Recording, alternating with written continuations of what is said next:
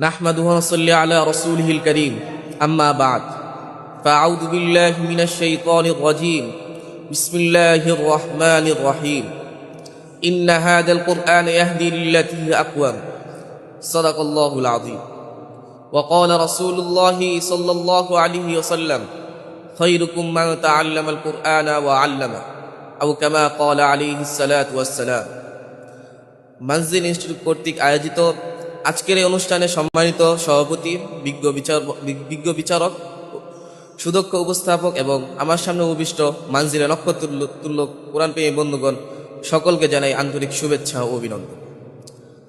আজ আমি এমন এক কিতাব নিয়ে কিছু কথা বলতে দাঁড়িয়েছি যা কোনো মানুষের সাহিত্য রচিত নয়, বরং তা সাত আসমানের উপর থেকে নাজিল হওয়া আরশে মালিকের পবিত্র কালাম। যে কালাম অন্ধকার জগতে মানুষকে আলোর দিশা দেখায়, যে কালাম পাপিষ্ঠকে অলি বানায় এবং গোলামকে শাহী মসনদে বসায়।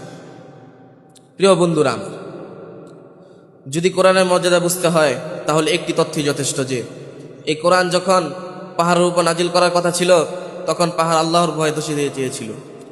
আল্লাহ তাআলা বলেন, লাউ আনজালনা হাযাল কুরআন আলা জাবালিন লারাআইতাহু খাশিআম মুতাসাদ্দিআম মিন খাশিয়াতিল্লাহ। যদি আমি এই কোরআন পাহাড়ের উপর নাজিল করতাম তবে আপনি দেখতে পেতেন এই পাহাড় আল্লাহর ভয়ে বিনীত হয়ে ধসে পড়েছে। প্রিয় উপস্থিতি, কোরআন কোনো সাধারণ মানুষের কথা নয়, এটি স্বয়ং রব্বুল আলামিনের পবিত্র কালাম। নবী করিম সাল্লাল্লাহু আলাইহি ওয়াসাল্লাম এর ধারকবাহকদের শ্রেষ্ঠত্বের সার্টিফিকেট দিয়ে বলেন, খায়রুকুম মান তাআল্লামাল কুরআনা ওয়া আল্লামা। তোমাদের মধ্যে সর্বোত্তম ওই ব্যক্তি যে কোরআন শিক্ষা করে এবং শিক্ষা দেয়। পৃথিবীর বুকে তারাই শ্রেষ্ঠ যারা কোরআন শিক্ষা করে এবং শিক্ষা দেয়। কোনো ডাক্তার ইঞ্জিনিয়ার পৃথিবীর মধ্যে শ্রেষ্ঠ নয়, কোনো মন্ত্রী মিনিস্টার পৃথিবীর মধ্যে শ্রেষ্ঠ নয়, কোনো আইনজীবী পৃথিবীর মধ্যে শ্রেষ্ঠ নয়। পৃথিবীর মধ্যে শ্রেষ্ঠত্ব তারাই যারা কোরআন শিক্ষা করে এবং অপরকে শিক্ষা দেয়।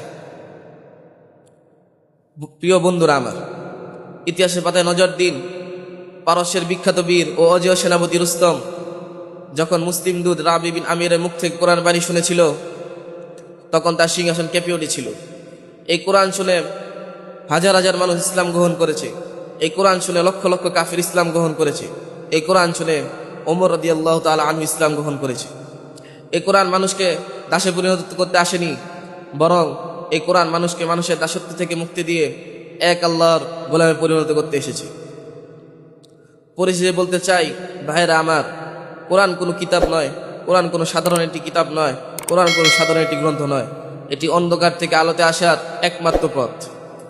আজ আমরা লাঞ্ছিত কারণ আমরা কোরআন ছেড়ে দিয়েছি। তাই আসুন আমরা কোরআন পড়ার মধ্যে সীমাবদ্ধ না থেকে তার প্রতিটি আয়াত আমাদের জীবনে বাস্তবায়ন করি। আমাদের ঘরগুলিতে যেন কোরআনের সুর ধ্বনিত হয়, রাষ্ট্র সমাজ যেন কোরআনের আলোকে আলোকিত হয়। কোরআন দিয়ে সমাজ চলবে, কোরআন দিয়ে রাষ্ট্র চলবে, কোরআন দিয়ে সমগ্র জাতি চলবে ইনশাআল্লাহ। ওয়া আখির দাওয়ানা আলহামদুলিল্লাহি রাব্বিল আলামিন।